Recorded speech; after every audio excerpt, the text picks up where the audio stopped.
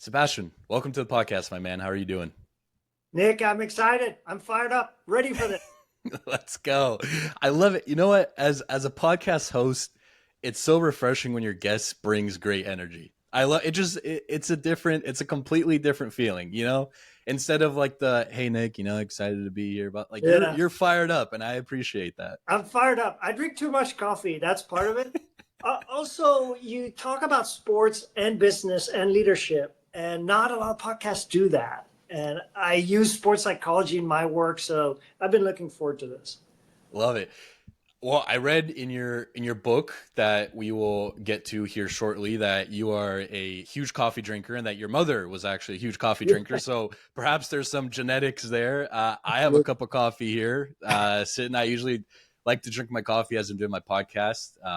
But yeah, it's funny. I didn't start out as a huge coffee drinker, but I think recently, I say recently, but probably started in college. The late nights and trying to cram, studying classic college stories. But I think that's probably where it started for me. The overconsumption of caffeine. Yeah, I think you're right. On my side, it's in my DNA.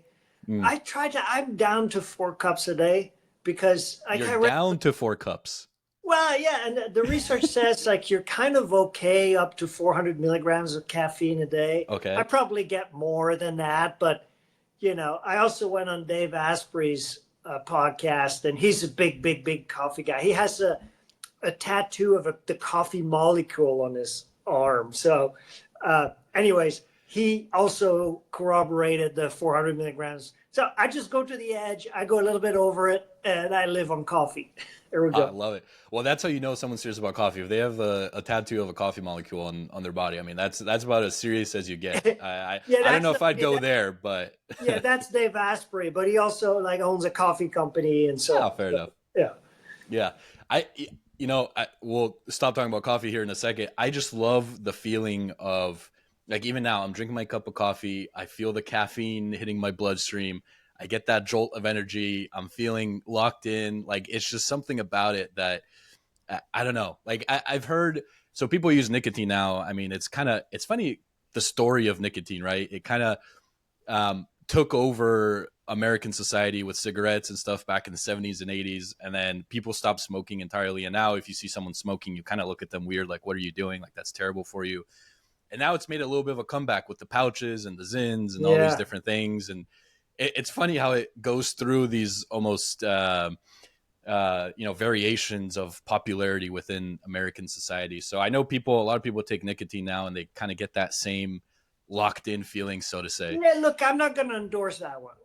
Yeah. Yeah, and I'm not a medical doctor, and I know there's some science behind the activation, especially in the biohacking world. But I'll stick to coffee Yeah, personally. Like just nicotine is just so addictive, like it dangerously. is. Like so is coffee, but like nicotine is another level. It's a slippery slope. Um, I mean, to each their own. It's if you think it's okay and if it's right for you. I mean, who am I to tell you Yeah. to stop? But coffee and nicotine aside, I am dying to talk to you about leadership and more specifically about the psychology behind leadership, which I think is fascinating because I would argue that a lot of leadership that is taught, at least in the general media sphere, is mostly, how do I want to say this? It's mostly general rules, it's advice, but it doesn't go behind the curtain of why do leaders make certain decisions? How can you become a better leader, not just with the action that you take, but the mental framing that you have and the brain power behind some of these decisions. So that's why I really loved when I read the digital copy of your book that your team was nice enough to send to me, is you get behind the curtain and it's like, okay, as a leader, you know that you're supposed to do certain things, but why is it that way? Like, why do you want to do things in that manner? So that was the part that I found super fascinating about the book and about some of the research that you've done. So, Sebastian, I'm sure we can talk about nicotine and caffeine all day long, but I do want to get into the topic of leadership and more specifically the topic of the psychology behind leadership. And one thing that I was thinking about as I was reading your book that your team was nice enough to send me a digital copy of is how in the media sphere and some of the advice that you see on Twitter and on YouTube, a lot of people will tell you how to be a good leader, right? They'll tell you some common advice, maybe they'll give you some tips and tricks. But the part that I feel like is always missing is the psychology behind it. Like why do people react to certain things? Like what is the actual psychology that is influencing these decisions, that is influencing these decision makers? And so that's why I found your book super fascinating and why I'm so excited to get into it. But before we even touch any of that, the one question that I love to ask all of my guests before we start talking about some of the topics that we want to get into is for someone who has never heard of you. Maybe they don't know who Sebastian is, they're unfamiliar with your work. Why do you think they should stick around and listen to what you have to say? They'll discover how positive psychology can impact their lives in a major way. And I'm going to oversell, Nick. Okay. I like to say you don't create high expectations because then you can only disappoint. But because you're putting me on the spot, I'm going to say that what we're going to talk about in positive psychology can actually really improve your life. So let's start there. That's a good starting point. What is positive psychology? We know psychology as the field of research and practice, clinical practice, that treats mental illness, basically, right? So anxiety and depression. But it turns out nowadays, more than half the scientific research in psychology is on the positive side. So positive psychology is about answering questions such as what makes people happy? How do people thrive in life? How do you maximize engagement? So there's a whole field of research that, in my mind, we don't necessarily associate with psychology, that has a lot of research behind it and that has a lot of applications for leadership. And by the way, I don't want people to click the little X or log out of the podcast right now if they're not a leader, if they don't think of themselves as a leader. Stick with us, because one of the points I'm going to say is that everyone is a leader. You don't have to manage people in a company or lead a sports team. You're a leader because you lead by example with your kids. You lead by example in your family. You lead by example with friends, in your community, in your church. So there's leadership everywhere in life. And if you don't think of yourself as a leader and you're still with us, stay with us, because leadership is actually part of life. So I hope, Nick, we're going to cover all this ground. Yeah. And one of the things, you beat me to it, but I think it's a really good point that you make. Yes, we are here to talk about leadership, but the part that I really liked about your book even was the fact that, in a way, and I hope you don't take offense to this, a lot of it is generalized life advice. Yeah. Like, yes, it is pertaining to leadership specifically in some instances, like, hey, how do you deal with certain employees? Right? Like, there's certain aspects of that, but a lot of it is general life advice. Like, how do you become better at this game of life? Like, how do you optimize for happiness, like you just mentioned? So I like that you brought that up, because to your point, it is generalized life advice that honestly could apply to anyone. It applies to anyone and any leader.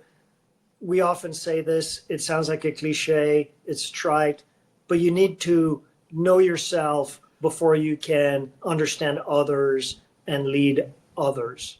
So I have a very broad definition of leadership. The book, The Psychology of Leadership, has been really well received, in part because it's also a self-improvement book. And there is demand for self-improvement that's research-based. And these fields, it's like a gold mine. We don't talk about positive psychology. There's so much research. We don't talk a lot about sports psychology. It's super applicable to different areas of life. And personality psychology. Now, that's become popular. People will know whether they're an introvert or an extrovert if you start talking about these concepts. But there's so much more around personality that's interesting to build empathy, to build your leadership skill, and to better understand yourself. So we're going to talk about sports psychology, positive psychology, personality psychology, and all that ties in together, leadership and self-improvement. have to ask, so we you brought up this idea of happiness, and recently, I would say specifically within American society, I would even argue within the world, there seems to be this additional focus on happiness. And you might have a better understanding of this than I am. We're different generations, but it seems, just studying American history in the past, let's take the 70s, 80s, maybe even the 90s, there wasn't this huge focus on happiness. People kind of just went about their day, did the work, came home, maybe we're surrounded by family. But this idea that, your job is supposed to make you happy, or you're supposed to be doing really fulfilling work, or you should be working on your passion and all these passion projects. That seems to be a recent development. I'll use American society just because that's where we both are at the moment. But this idea that you can go out there and do it, like podcasting, for example, like to many, this is a hobby. The fact that I can do this and talk to amazing people like you, there seems to have been a shift, and people are now more focused on happiness and how to become more happy and get more happiness out of their life. Is that your understanding of it, or how do you view that Yeah, look, shift? I just finished a book by Arthur C. Brooks. He teaches a class on happiness at Harvard. Now, this research on happiness and positive psychology is counterintuitive because it can get toxic. People talk about toxic positivity and beating yourself up because you don't feel happy. There's an other side to that medal that's not really productive. So you have to define it the right way. Positive psychology does that, and it teaches you that happiness is not necessarily what you might think it is. Nick, I'm in business, and we use too many acronyms in business, especially in money management. We almost use as many acronyms as people do in IT and technology. Not as much, but almost. But I mentioned this in the psychology of Rich. There's one acronym that I absolutely love, and it's from the broadest framework for positive psychology. It goes as follows. Are you ready? And I know you've read the manuscript. You know what it is. PERMA, P-E-R-M-A. And it gets to how we define happiness and how we think about happiness, which might not be entirely intuitive if you're not familiar with positive psychology. P stands for positive emotions. E stands for engagement. R, relationships. M, meaning. And A, accomplishment from a long-term perspective. Now, if you ask anybody how they think of happiness, or you ask them, when do you feel happy? Most people will focus on positive emotions. So these are things like you're just feeling good, right? You're having a good glass of wine. You're sharing a laugh with a friend. You're getting likes on social media. That gives you the dopamine effect. It turns out positive psychology shows it's not all that. Like, the science of thriving in your life is not about day-to-day positive emotions. And a lot of people aren't predisposed to experience positive emotions. If you're really bad part of that probability distribution, you might even have depression, right? Where that's completely gone from your life. Positive psychology, the science of happiness, and that class they teach at Harvard is about IRMA, engagement, positive relationships, meaning, and accomplishment. That's why in the psychology of leadership, I have one chapter for each of these letters. And I bring this research to how you can better manage teams and organizations. So we can start wherever you want, Nick, talking about IRMA, E-R-M-A. But these are components that will help you thrive in the long run. I actually want to start with accomplishment. And the reason I want to start with that is because there is, you mentioned toxicity, you used that word before, and I'd argue there's a lot of toxicity surrounding accomplishment, especially in today's day and age with social media and comparison. And even though maybe you do feel accomplished, you open up Instagram and, oh, you just bought a car that's $50,000. Well, here's someone with a Ferrari. Congrats, man. You're doing well. Here's someone with you have $1 million home. Here's someone with a $5 million home. You're doing well for yourself. So I want to start there and just what research shows about accomplishment and how we can frame it and use it to derive more happiness in our lives.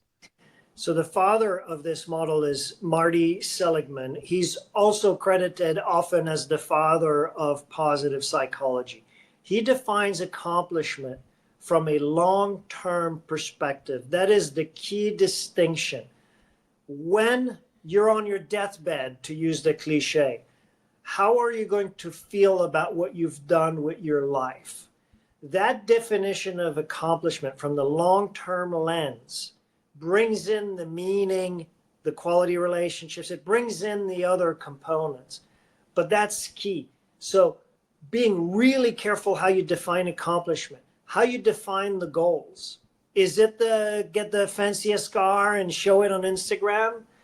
And if you set your goals differently, in a way that's consistent with how positive psychology, Marty Seligman, define accomplishment, then you can drive towards this ability to thrive over time. So it means long-term goals that are meaningful in a very deep sense, that align with your values.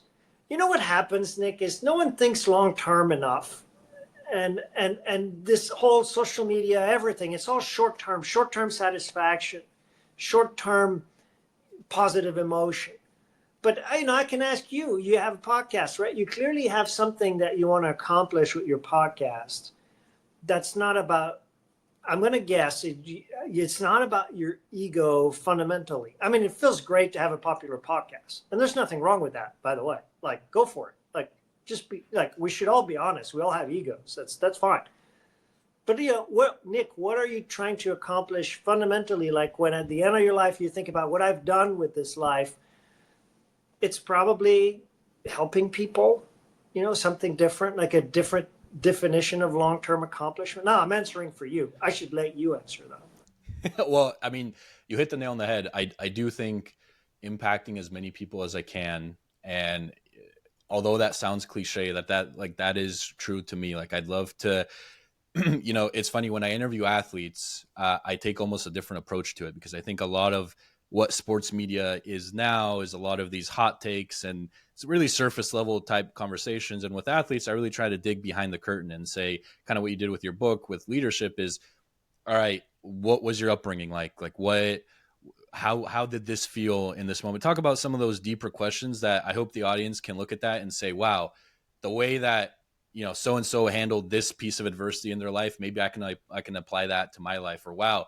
I had no idea that so-and-so went through this. Maybe my problems now seem, very small or very unimportant in comparison to that. It's funny, quick sidetrack. I saw this clip on Instagram. I saw this quote and it's like, hey, if you think you have big problems in this world, go tell a cancer patient all your issues and all your problems. And if you can make the cancer patient feel bad for you, if you tell them all your problems, all your issues, and at the end of the day, the cancer patient sits there and says, you know what, Nick, like, you have it tough. That is a rough life. Then you should feel entitled in feeling maybe you're depressed or whatever the symptom of your hard life is. But I would argue that probably 99% of the time, the cancer patient is not going to feel bad for you. And so, I say all of that to say, yes, impacting people is one of the reasons that I do this. I also want to hit on something, though, that you said, which I think is equally as important. I think a lot of people aren't honest and sincere with their why.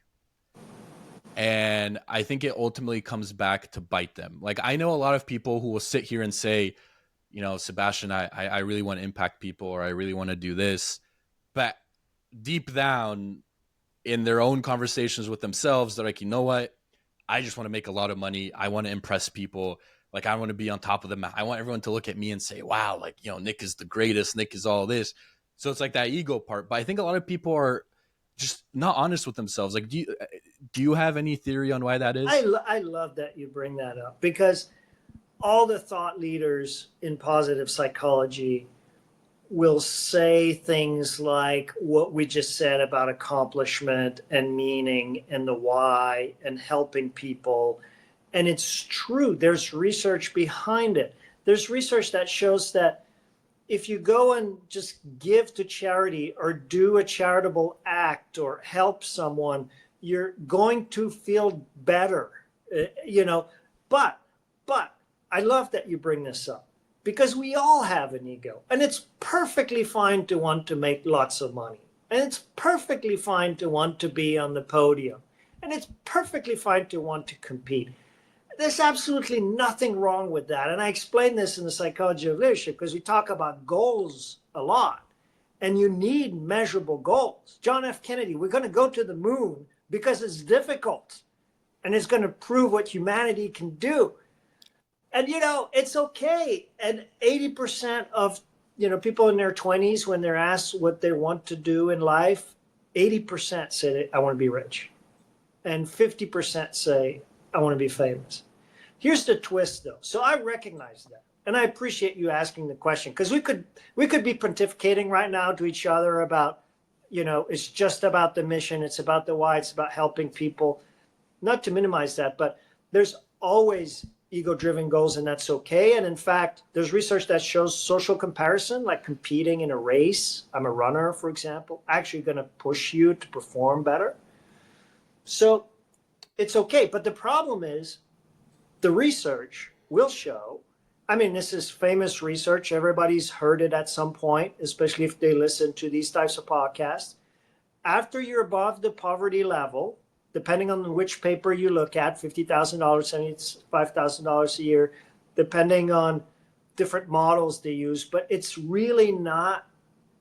actually not going to correlate with people's making more money, with people's self-reported levels of happiness.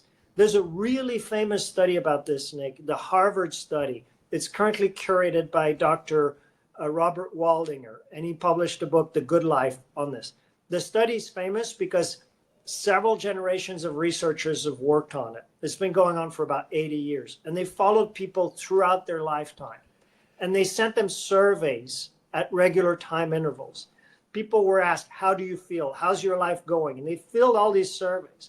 When the researchers started compiling the data, they had no correlation between like climbing the social ladder, being famous, making tons of money, and self-reported levels of happiness. I know this is trite, like money doesn't make you happy, but there's research behind this. And also, they couldn't find many other factors too. Like some people went to jail, some people had cancer, to your example, some people. There was one factor, though. There was one factor that came out that was statistically significant in explaining people's self-reported happiness. And it was the quality of their relationships in their lives. So I'm just going to say today, for people listening to this, you know, go and hug someone after this podcast. There you go. We underestimate it. We underestimate it. And positive relationships don't necessarily mean being agreeable with everybody and just trying to be nice to everybody. Positive relationships means also in the workplace, in your life, being able to constructively disagree where there's still trust and mutual respect in the relationship. That's also a positive thing because you grow together. But it's key. It's key. So it puts things in perspective a little bit, right? So I have seen the research. You had mentioned 75,000. I think it was 75,000. It's like, hey, if you make more than 75,000, your happiness doesn't change all too much. Anyone above that threshold. I do kind of want to push back on that a little bit because, and I haven't dug into the actual research. Like I haven't read the papers, but as an example, I think a lot of people assume like it is an either or problem. So you either have a lot of money and you don't have the relationships, or you don't have a lot of money comparatively, but you have the relationships. And so when you compare those two, the relationships, the happiness that the relationship gives you far outweigh the happiness that perhaps money may give you. And so the conclusion is, well, relationships give you, contribute more to your happiness than money does. I offer you a third possibility. What if you have the money and you have the relationships? Like, how do we think about happiness in that manner then? 100%. It's not mutually exclusive. The problem is that sometimes in the pursuit of goals that are measurable, like money or fame, we tend to sacrifice relationships. I call this goal induced blindness. But if you don't, and there's absolutely, I mean, in fact, you're going to be happier if you have positive relationships. And it's proven that people who are happier just generally perform better in their jobs, and ultimately they will make more money, right? It's actually counterintuitive. You think, I'm going to make more money, I'm going to be happy. It's more like, and there's Sean Aker at Harvard, for example, Arthur C. Brooks will say, flip it around. If you're generally happy in your life, positive relationships will help with that.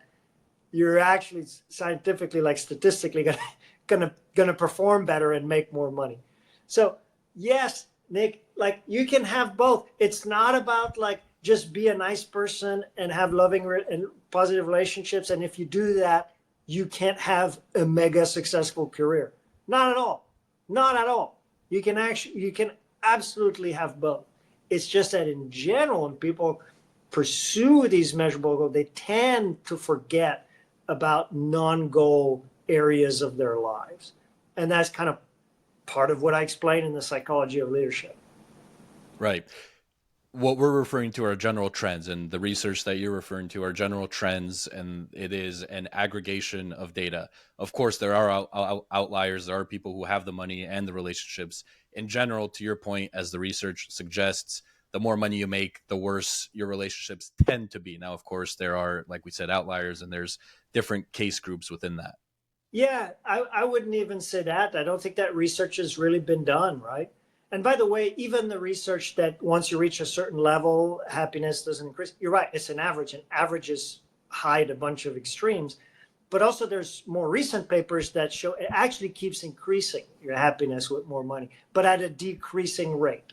So in any case, what's important is, yes, to have real, measurable, achievable, conventional goals, but to avoid goal-induced blindness and favor positive relationships in your life, which is not just about being nice, and make sure you find the meaning in what you do. I think what ties some of this together, Nick, is the story about the three bricklayers I use in the psychology of leadership. It's a famous story where an architect walks to three bricklayers, and he goes to the first one.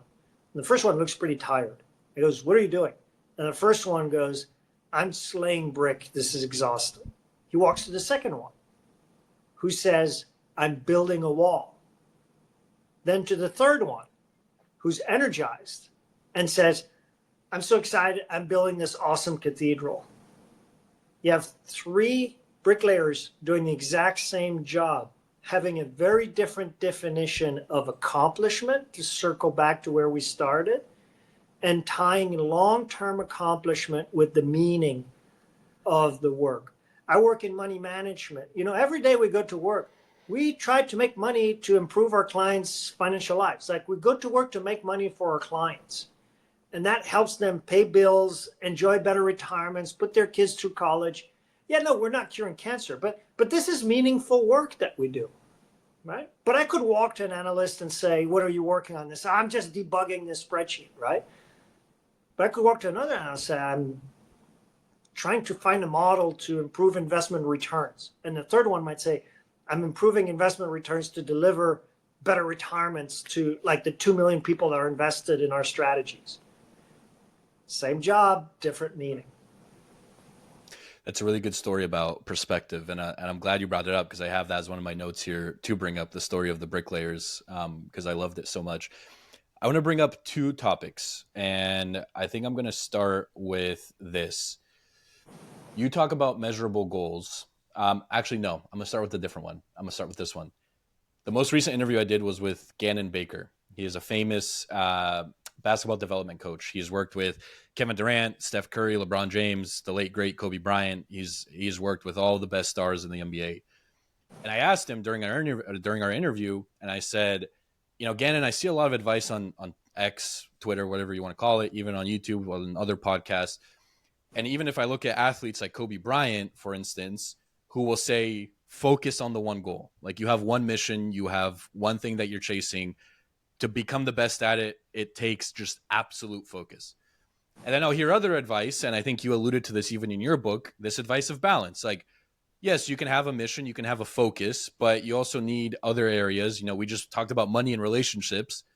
Um, you know, if you want to make the big bucks, that's great, but maybe try to add a little balance to your life, have some meaningful relationships, maybe exercise, take care of yourself, right? Like there's a balance element of it there. And I asked Gannon, I said, which one do you believe in? You've worked with a bunch of the greatest NBA players. And he said, you know what, Nick? I believe in you do you, meaning whatever works for you, do that. But in order to get there, and you talked about self-awareness at the start of this podcast and how important it is, he said, you have to understand yourself. For Kobe Bryant, it worked for him. The fact that he was so maniacal, the fact that he was so focused on one goal, the fact that he woke up every morning and he said, how do I become better at basketball? That worked for him. Maybe what works for Elon Musk may not work for you. What worked for Kobe Bryant will not work for you. And this kind of segues into another part of the book that I want to bring up, Don't Admire Billionaires, that we'll talk about later. But he said, you need to take some of the things that maybe you read or hear or watch and apply it to your own life and see, all right, does this work for me? Do I need balance in my life? Am I happier when I do have meaningful relationships and I'm also working on the thing that, you know, also brings me joy and gives me some sort of sense of mission? I really like that advice. And I think a lot of people take a lot of the advice that they see on the internet and they just take it as like, all right, this is the gospel. Like if Elon Musk or if Kobe or if LeBron, whoever, insert your favorite entrepreneur or athlete, says that they do things a certain way, then gosh darn it, I need to do the same exact thing. I think that's where a lot of people trip up because it could actually be working against you because you could be wired very differently. I agree with that. It's a personalized aspect to it that we don't talk about enough. We look at a hyper successful person and we listen what they say and what they do, and we think that should apply to everybody, ourselves included. But Nick, there's something called a survivorship bias, right? Mm. There might have been 2 million people that followed the same routine, but they burnt out because that routine tends to lead to burnout. And because that specific person actually made it through, we think that's what we should all do. Because we don't see everyone that has failed before. Survivorship bias is a big problem when you look at advice based on hyper successful people. The common thread is that hyper successful people, maniacal focused people, more balanced people, there is a common thread where if you're not careful and you lose sight of non-goal areas of your life, it's probably long-term not going to work. And let's take Simone Biles, for example. I like to say, and this is not in the psychology of leadership because I read about this example after I published the book, but I'm doing it for your podcast now. So Simone Biles, I like to say, got better at gymnastics by watching Netflix on Sundays. So if you go to the 2021 Tokyo Olympics, famously, she walked out of the competition because she had the twisties. She couldn't figure out where she was in the air. It was overtraining and anxiety related. And she walked out, top gymnast, right? And then she learned to build rest into her routine. And I would venture that even Kobe Bryant knew when to rest in, as part of delivering super high performance. And yeah, she was open about it on social media. I watched Netflix today. It's Sunday. I didn't train.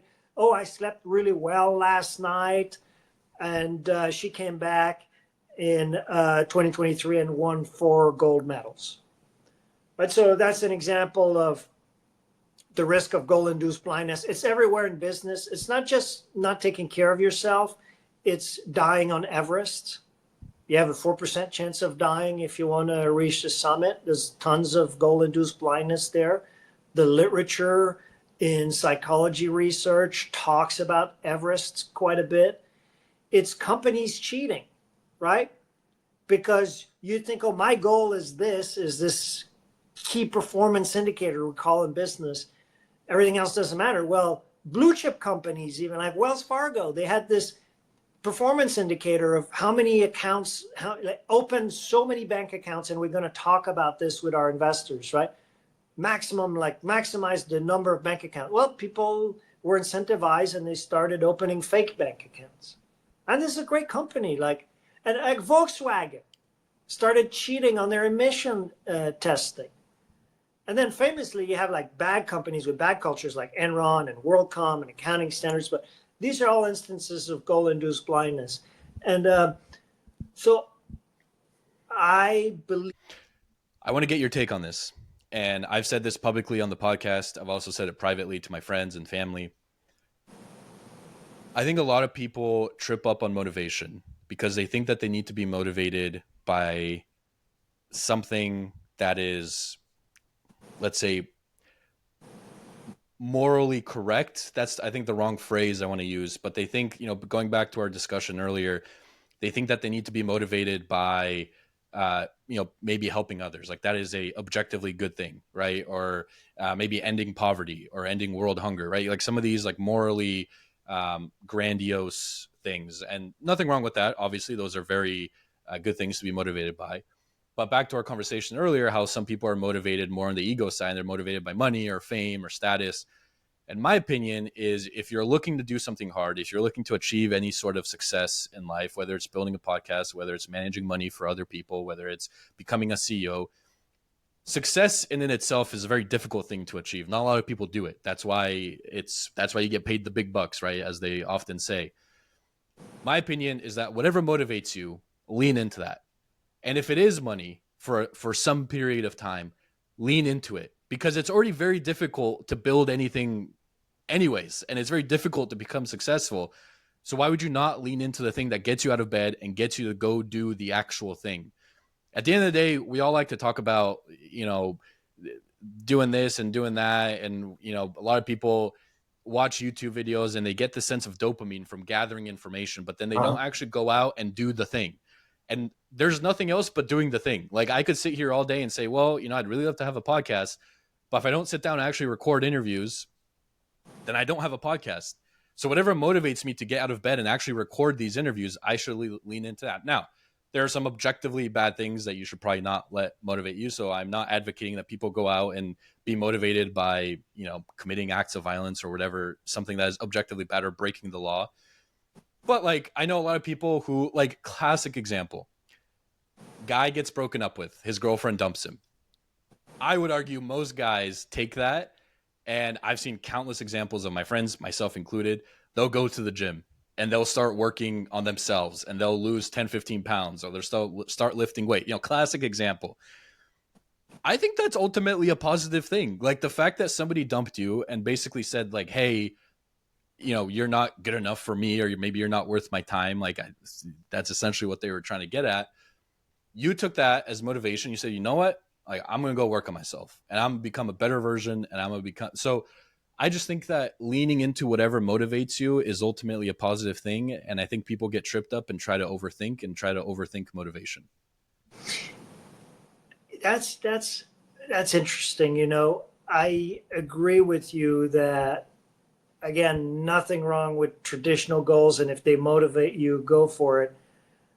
I also think that your habits, your day-to-day habits, can actually supersede your motivation.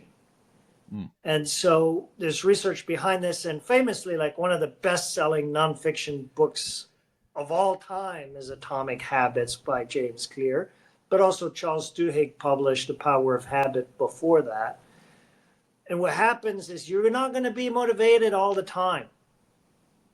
But if you have a habit that helps you build discipline, like you're maintaining a streak, I've exercised every day, every single day, sometimes not a lot, sometimes I step back, but every single day of last year, right? Because I had this streak, it was a habit. It kept me going when motivation was low or non-existent. So people, influencers, I know, Nick, you sound a bit, and I'm with you, like you sound a bit skeptical of a lot of the social media advice and all the influencer world and the sort of the common wisdom that's developing over the internet. And I'm with you on that. but some of it is really helpful, and that is, motivation is fickle. Habits really work if you can stick to them. And James Clear will say, even attaching the habit to your sense of identity, like I'm a person who exercises every day. This is who I am. That'll supersede and supercharge your discipline. And even when motivation's not there, you'll still keep going. I'm sure, Nick, feel super motivated to do a podcast every day, right? But I don't know if you do a podcast every day, but I mean, like your motivation probably goes up and down for your podcast. And how do you keep going when you're not motivated? That's a good question. I don't think I've ever asked myself that. Or Or maybe you quite love it frankly, so much that like you always want to do it. But I think it's more so that. like the rest of us, for the people in your audience and me who like sometimes we have to go to work and we're like, I'm not that motivated. It just helps to have a structure, a system in place where you keep track, right? A habit. You're trying to lose a bit of weight. The habit of counting your calories and creating that system and looking at it. It's going to help and supersede motivation. Like your motivation falls really to the level of your systems and your habits. So not everything you hear in popular podcast influencer world is I don't want to say wrong. I'm with you, Nick. Now there's a lot of just do what you love or find Right. meaning that's altruistic and that's the only way to succeed and be motivated long term. Not really. I say in the psychology of leadership, like those goals, like if you want to go ahead and pursue those goals, right? But in the perspective of what positive psychology says, which is, there are other things you need to think about, like positive relationships coming probably first. I'm really glad we're talking about this because it segues perfectly into another theory that I have that I think is going to tie in with the larger, broader conversation that we're having.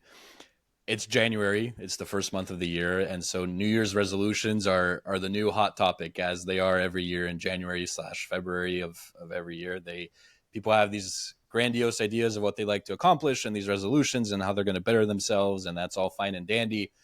The issue that I have, and this may seem like a contradiction to what you're saying with measurable goals, is a lot of people do have measurable goals when it comes to their New Year's resolution. Really Yeah. simple example. I want to lose 30 pounds in 6 months. Let's Yeah. say, let's take that as an example.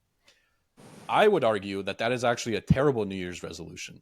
And that instead of using a measurable goal in that instance, your New Year's resolution should be, I want to become, going back to Atomic Habits and James Clear, I want to become an athlete, or I want to become someone who exercises, or I want to become a runner.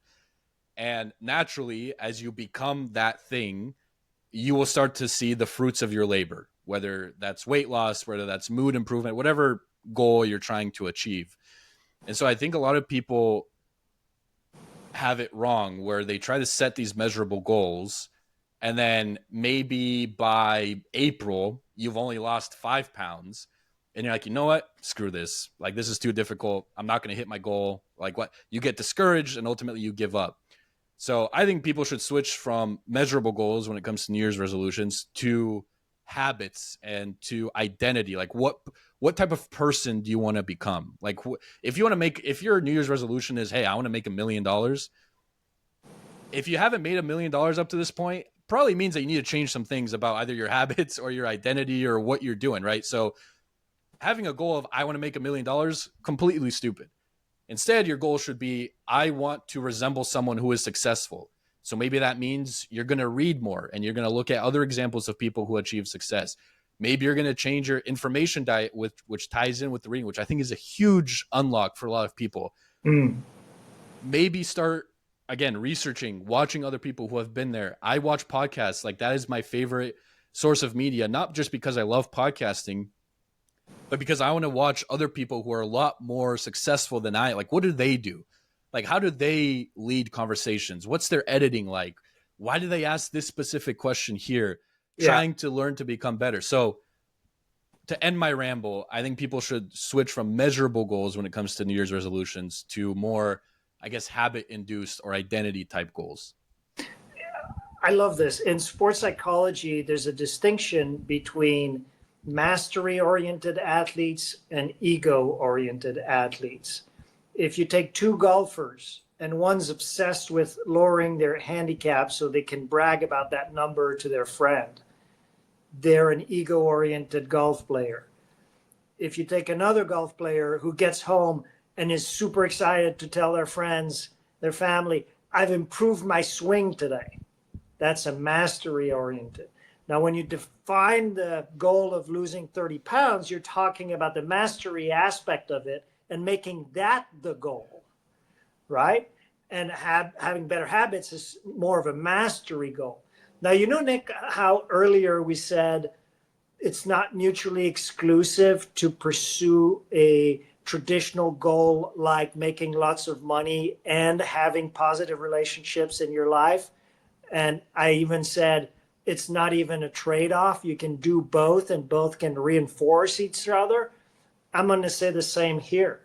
I'm going to say, yeah, have the 30-pound weight loss goal, but also have process mastery goals, habit related, that will reinforce that measurable goal. You know, you're someone who's going to count their calorie every day or eat more vegetable or think about food differently or eat at different times a day and make that the goal that's additive to the measurable one. So do you agree with this, that again, we're in a situation where it's not necessarily mutually exclusive? I think I do. I think now that you explain it and that you brought it up, I think I fell into my own trap of defining things as black or white and not seeing the gray area. In your defense, you're a social media person. You have to do that, right?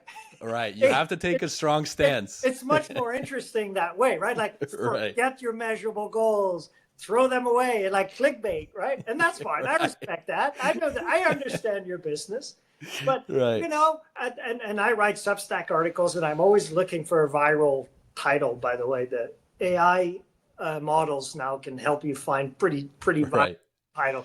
But again, like, I think you can combine mastery, habits, goals with measurable goals. There are, you know, measurable goals are like powerful medicine. They can work really well, but they also can have side effects. I also think sometimes with measurable goals, and I just thought of this. So, like, for example, another simple one here for the podcast. I could say going into this year, hey, I want my goal to be, you know, I really want to have whatever, 100,000 YouTube subscribers by the end of the year. I just don't know that. How do I want to say this? So the frame of reference that I have right now, when I set the goal, is, in my opinion, a lot different than the frame of reference that I may have maybe halfway through the year.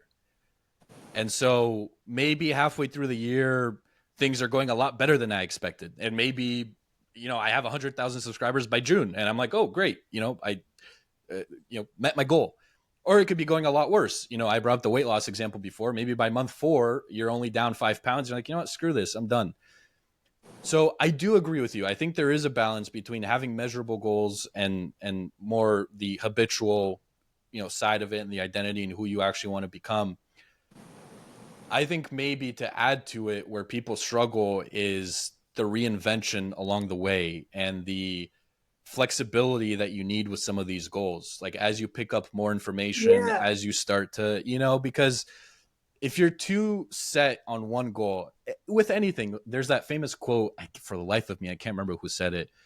I think they were referring to politics, but they said, if all of your beliefs bundle up nice and tight with one political party, you have no beliefs.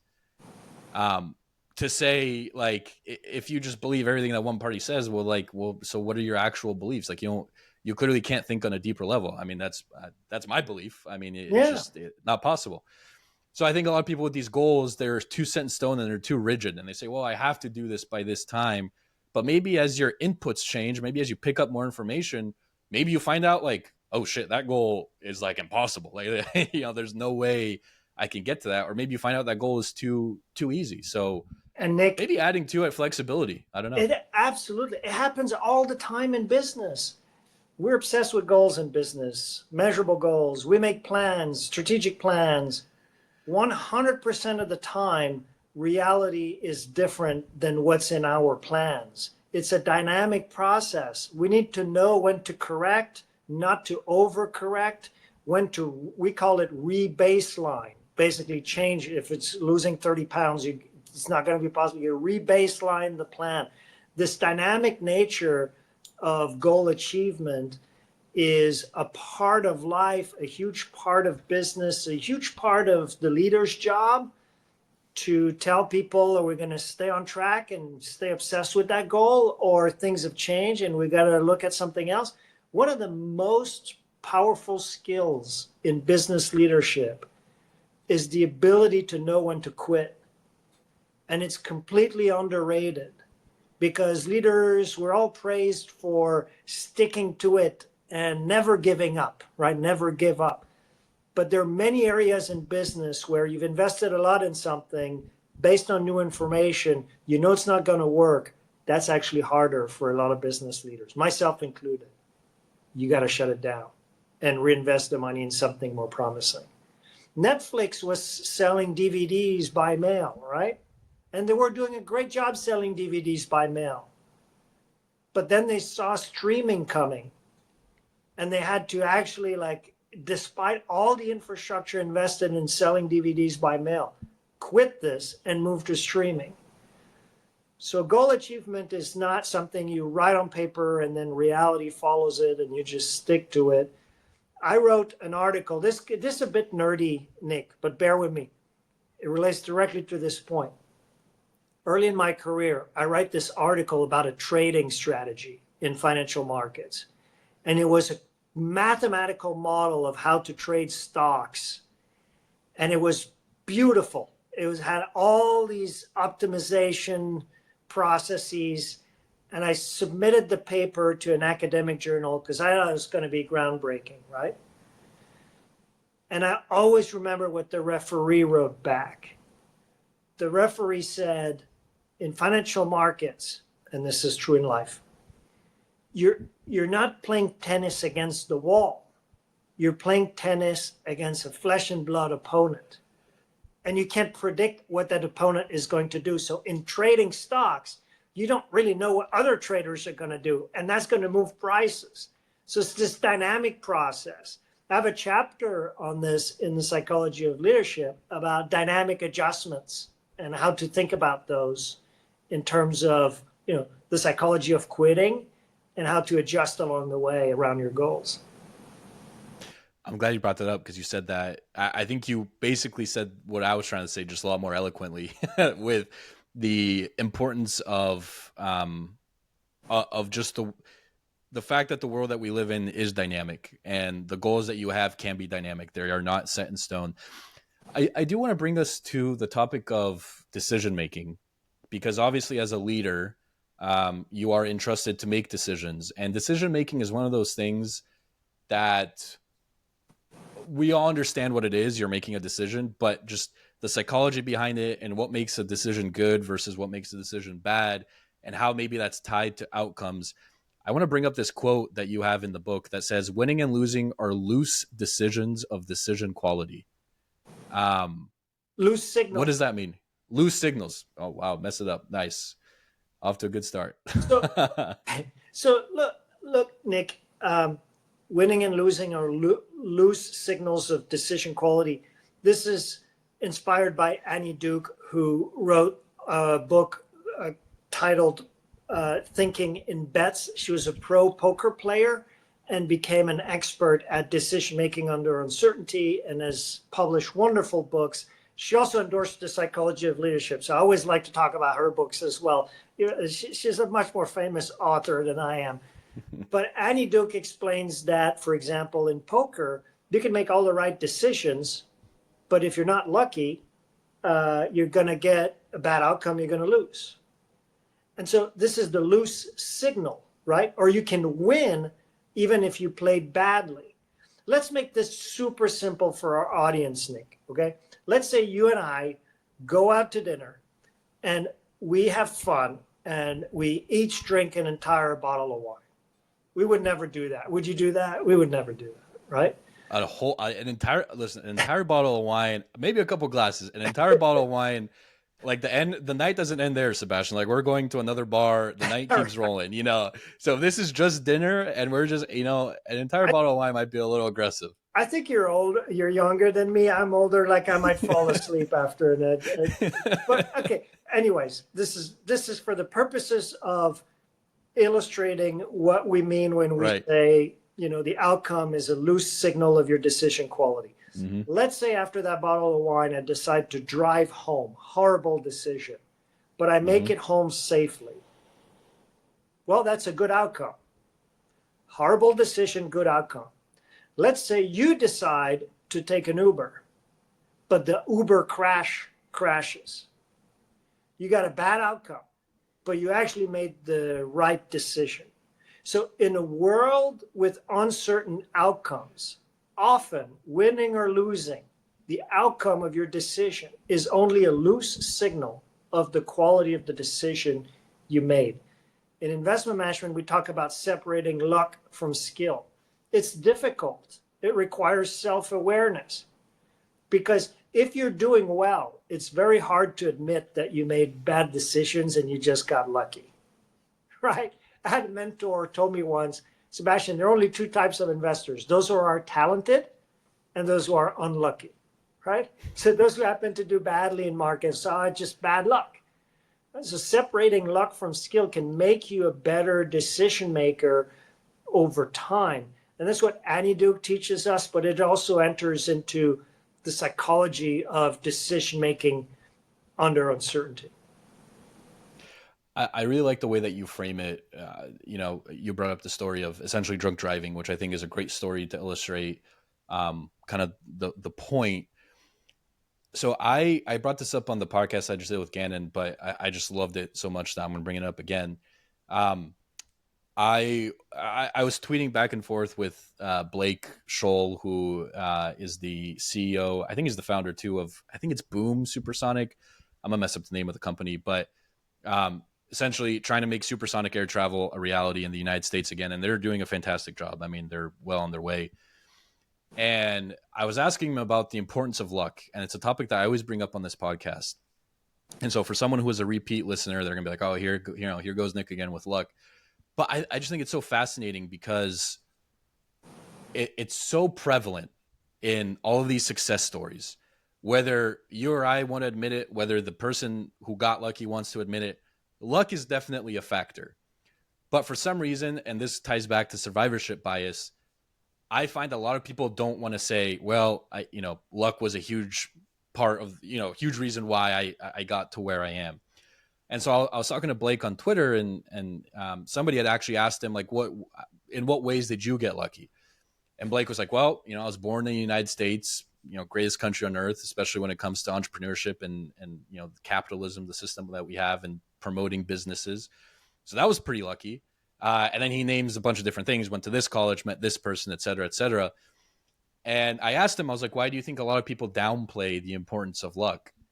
And he said, well, if all we told the younger generation or people who are aspiring to be successful is that I got lucky, if that's all I said, like, hey, I just got lucky, sure, maybe there's a little bit of skill, but mostly it was luck, then you are demoralizing an entire generation that specific person that you're talking to, because now you're just saying, hey, the stars aligned and I got lucky and I became successful, versus there is some element of obviously hard work and skill and other things and other skill sets within that. I was like, wow, I never thought about it that way. Like, yeah, you are promoting this image of success as something that is purely just luck. And so why would I be motivated to go and try something if I just think that, oh, Sebastian got lucky and therefore I cannot possibly emulate what he was able to achieve. So I really like that framing from Blake. I was like, yeah, that makes a lot of sense. Yeah. And you can also say luck is part of it, but I like what Roger Federer told the students at Dartmouth in his now viral video for the commencement address. He said, I've played 1,500 matches and I've won 80% of them. But then he asked the students, what percentage of the points do you think I won? And Nick, I don't know if you know the answer, remember the answer. It's 54%. So Roger Federer, one of the top tennis players of all time, lost nearly half the points he played. What he said next to the students is very profound and really relates to what you just said about luck in life and losing and winning. And he said, no matter what game you play in life, you're going to lose. Get used to it. And then he said the best performers in the world, the top athletes, they're not the best in the world because they never lose. In fact, they lose repeatedly. They've just learned to deal with it. And he looked at the crowd and said, you have to adapt and grow in your life. So circling back to separating luck from skill, what you're going to lose, if you can learn to separate luck from skill, okay, I got unlucky. Okay, I could have done better here. That's what Federer is asking you to do, just adapt and grow. You know the fascinating thing, Nick, about sports psychology? It has nothing to do with winning. It's all about losing. Sports psychology as a field of research and practice is obsessed with losing. I even had a sport. Tell me more. I want to learn more about that. Because that's where you learn. And Right. how athletes handle their losses is a huge factor in their long-term success and their mindset for whatever sport they play. It's actually more important than how they handle their wins. The wins feel good, but you don't learn as much from them. It's just, to me, it's fascinating. Like I've had sports psychologists tell me, I've had one sports psychologist tell me, he cherishes his losses. Now, this is a little bit extreme. It's an extreme version of that mindset, right? But yeah, like I'm going to learn more from that loss. And if I can parse out whether I was lucky or I made the right or wrong decision, I'm going to learn even more. It's about resilience. That's why I find sports psychology so useful in terms of how to think about resilience. I have to say, I am personally more of a Djokovic guy, but maybe. So I'm not like deep into this. Does Djokovic at this point have a better track record than Federer had? He does. In terms statistically, yes. I mean, it's not even close. Undisputable. Yeah, I mean, it's close. So Federer has 20 Grand Slams, Djokovic has 24, I believe. So I mean, they're right there. But every other statistic, basically, Djokovic owns. I mean, statistically, he is the greatest tennis player of all time. But even he's admitted, in terms of beauty, in terms of just the natural way that tennis was supposed to be played and is meant to be played, and just the beauty of the game, Federer is, the best. He had the most beautiful game. Like it's funny. I think I had heard him, speaking of Federer, I think I had heard him in a separate interview. Somebody had asked him, like, when you're on the court, it seems like you're not even trying because everything just seems so effortless. And he was like, oh, like if you saw my practices and my talks with my, I think he had a sports psychologist at some point, and all these different things that went into it, you would not be saying that. And so, yeah, I mean, again, beauty of the game, Federer takes it, but statistically, Djokovic is there. Yeah, and I mean, look, in sports psychology is all the rage now for the pro sports. 8 out of 10 baseball teams have admitted that they have a full-time sports psychologist on staff. They have one in Ted Lasso, the famous TV show. I think the other 2 baseball teams also have one. They just don't tell you because they're competitive. It's all the rage now. Felix Baumgartner, he actually passed away recently, was an extreme athlete, daredevil. In 2012, he went into a helium balloon with a little capsule, 24 miles up to the edge of space, and skydived down. He fell for 10 minutes, 4 minutes in free fall. First human to break the sound barrier. He had no aircraft, no equipment. He just had a special suit. Well, he was coached by a sports psychologist the whole time, like the day of and also leading up to it. These are very powerful concepts. I'm trying to bring them to a broader audience in the psychology of leadership, business audience, but also a general audience. I have a couple more topics for us, and I want to bring us to the topic of death, which, All right. Good way to kind of tie up the loose ends in this podcast right now. right. Well, everyone's loose ends are going to be tied up at one point or another because everyone's going to Yeah. die. So, what better way than to talk about death? There's a couple different things here. You have a quote in the book that says, and I'm hoping I got this one right at least. If you want to be happy, think about death. Yeah. What what does that mean? Please explain that to me. So there's a lot behind this statement that's supported by Stoic philosophy. The book is not about philosophy, it's more about psychology.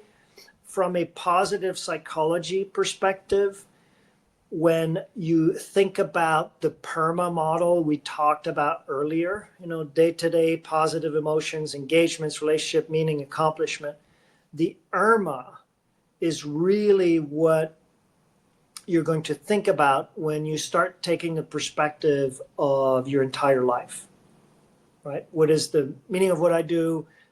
How relationships are important. Famously, the studies show that people on their deathbed think about relationships and talk about relationships more than anything else. We talked about accomplishment at the beginning of this discussion. And so if you start thinking about the fact that you're going to die one day, it can actually be, in a weird way, it is for me, especially having read Stoic philosophy, kind of comforting. It puts everything in perspective, right? What's happening today really doesn't really matter in the grand cosmic scheme of things. Maybe I'm getting too philosophical for a discussion on sports and psychology, but there is philosophy and psychology behind it.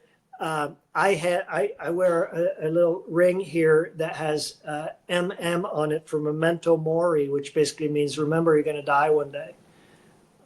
This could be, Nick, an entire other podcast we could do on philosophy, and maybe my next book. I don't know if I find the time to do it.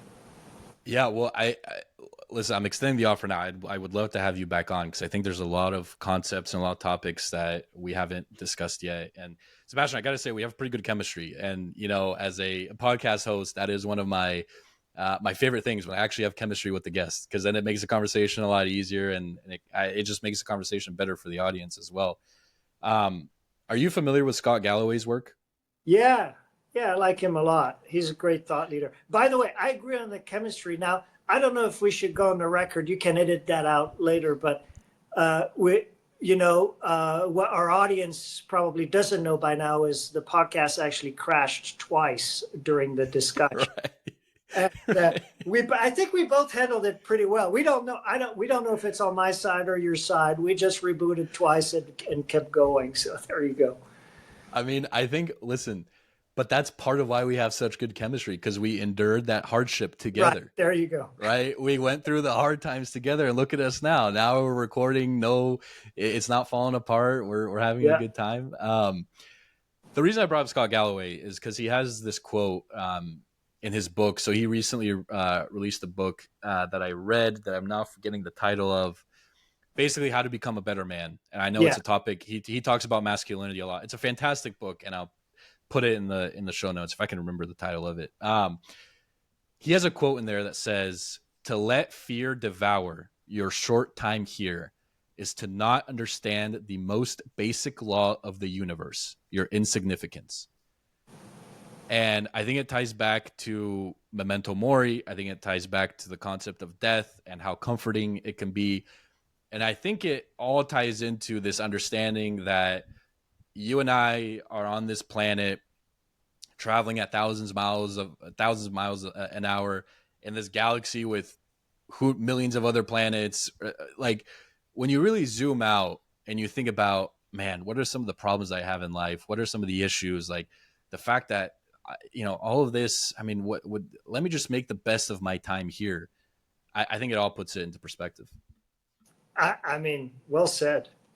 I mean, what a nice way to wrap up the conversation. It's all about Yeah. thinking longer term. We just don't do that enough in our lives. Yeah, I agree. Sebastian, one last thing for you. I told you that we were going to do this before we Yeah. started recording, and I'm really excited for it. I'm going to explain it to the audience. We are going to create a Frankenstein. What I mean by that is we are going to create the best possible leader in the history of mankind. And we're going to do that by taking certain skill sets from leaders that you admire or that you think would be a perfect fit for that specific skill set. I will give an example. The first category is vision and long-term thinking. So I will give you the category, and you are going to tell me the entrepreneur or athlete who you think is the greatest in that specific category.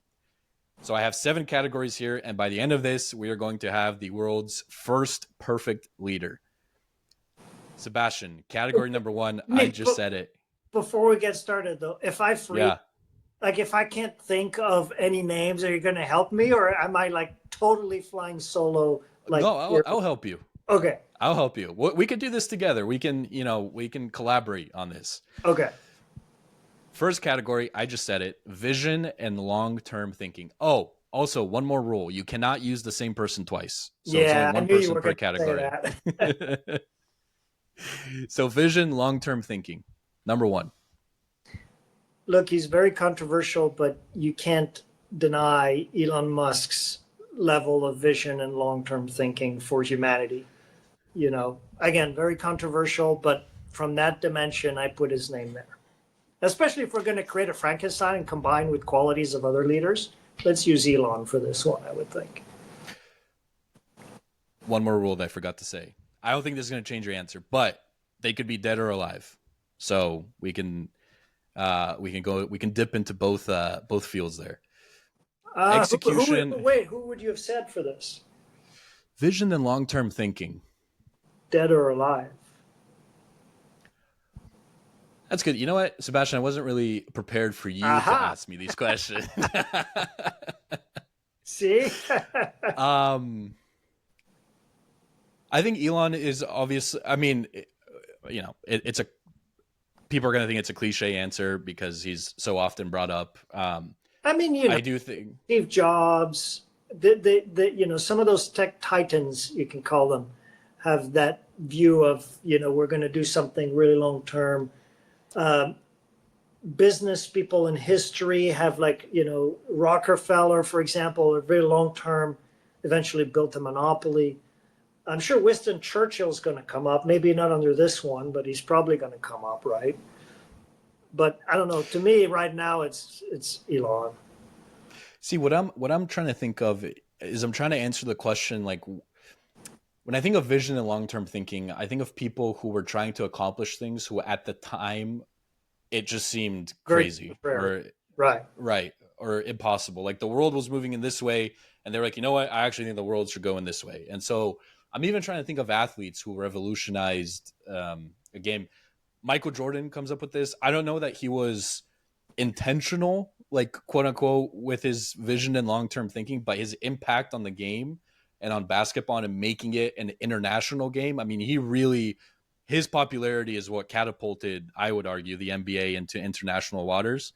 So again, I don't know if it was intentional or if it was just a result or a symptom of how great he was, right? So I don't want to go on attention, but you're a sports guy, right? Like, isn't there, like, my son gets really animated about this, a debate about who was the greatest basketball player of all time? Is it Jordan or LeBron or what's the debate?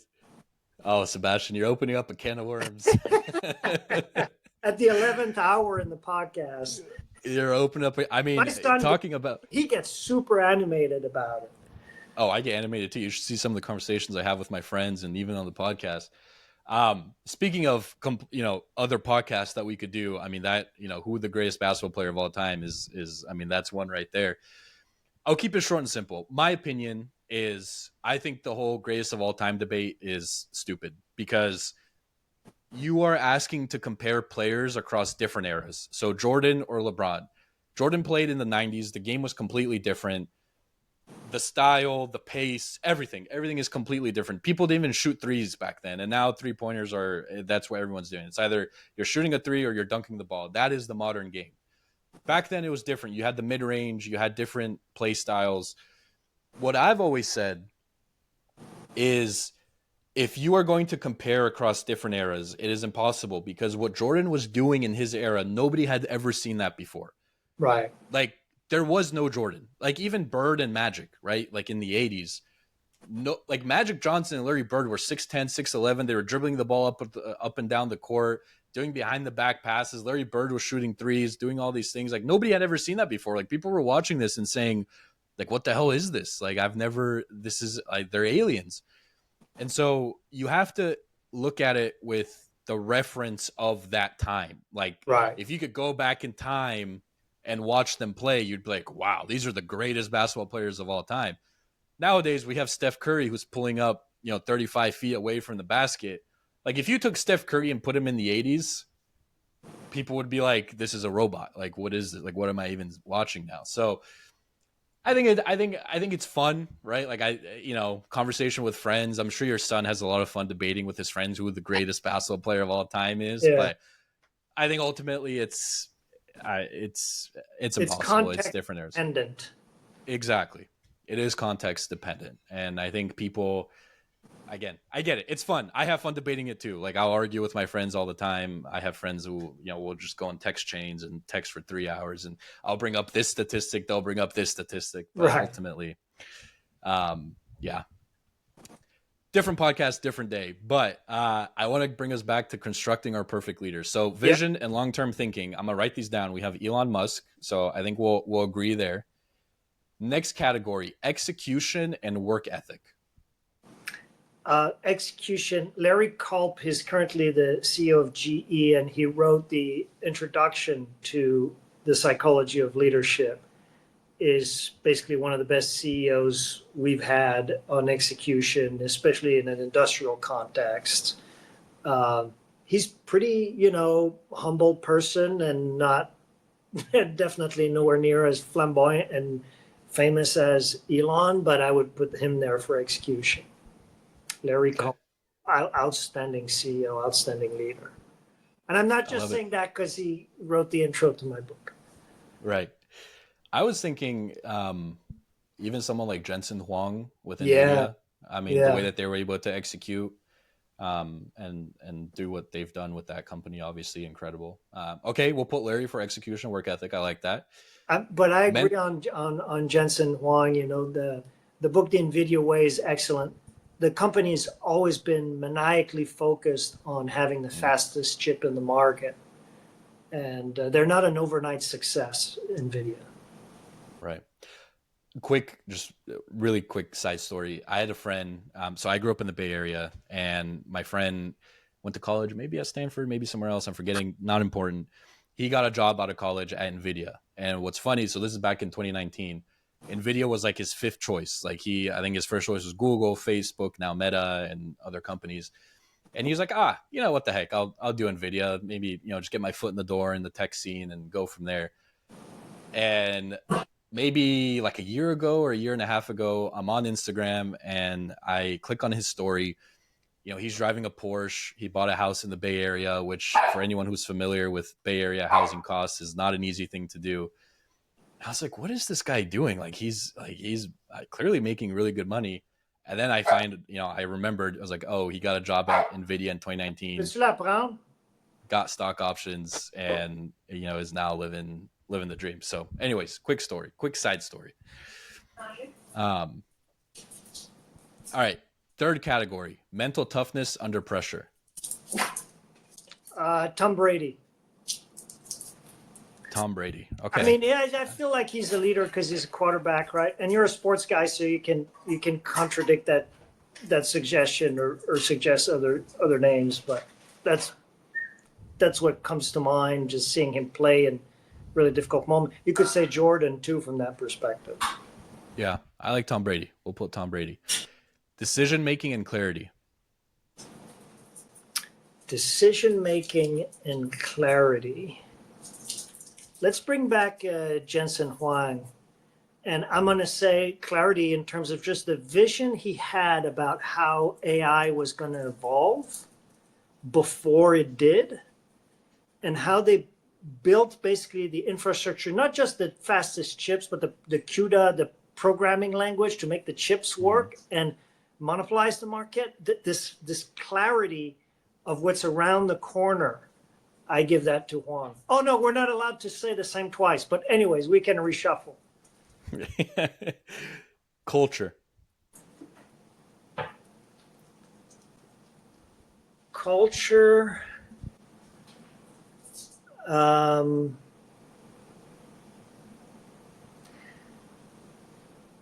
Culture's a tougher one. What do you think, Nick?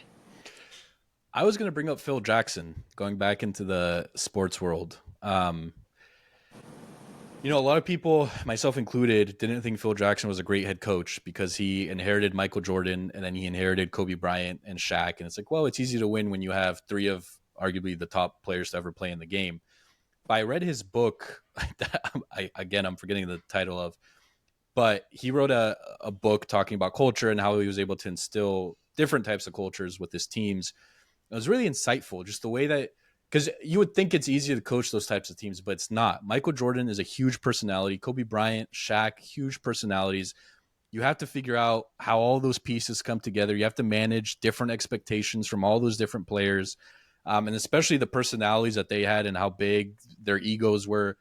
Very difficult job, but he talks about, and actually I talked to George Mumford about it, just this, he had this zen about him, Phil Jackson did, and he would utilize breath work and these different meditation techniques like within practice, and he would have his players sit down and do breath work, and he would talk about meditation.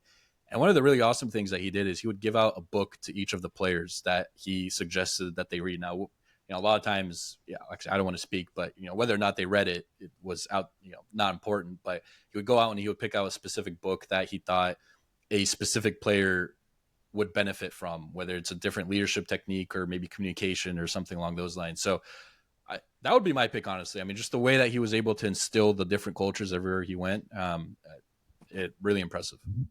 Let's go for it. You make a strong case for Phil Jackson. All right. I like it. All right. Phil Jackson. Two more. This one's a little bit tough. Reinvention.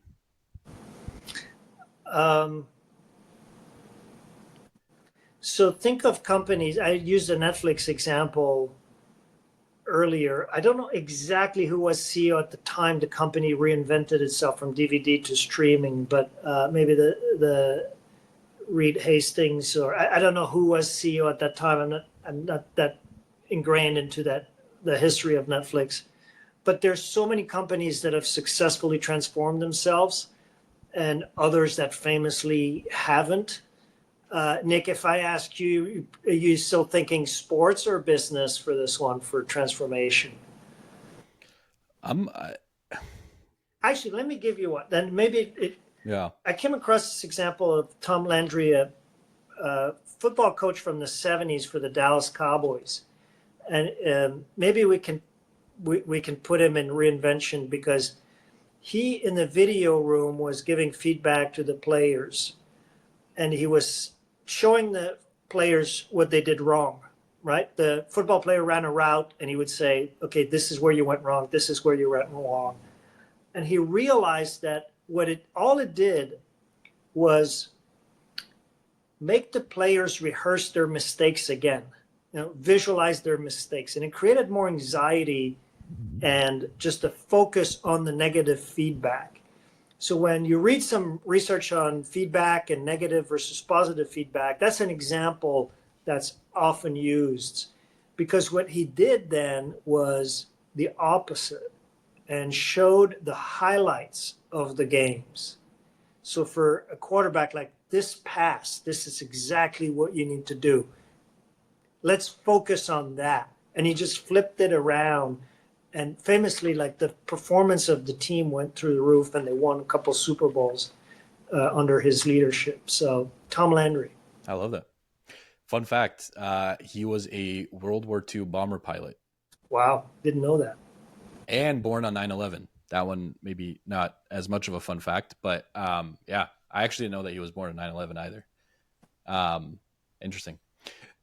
I like it. Tom Landry, great answer. Last category, competitiveness and obsession. Oh, maybe we shouldn't have used Elon for vision.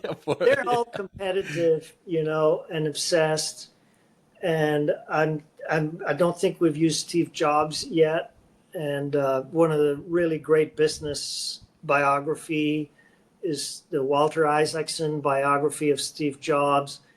Jobs told his biographer, I'm not going to use editorial power over what you write it on varnish, talk to people. And so you really learn about Jobs. And yeah, I think he qualifies here. Love it. We have now built our perfect leader. So vision and long-term thinking, Elon Musk.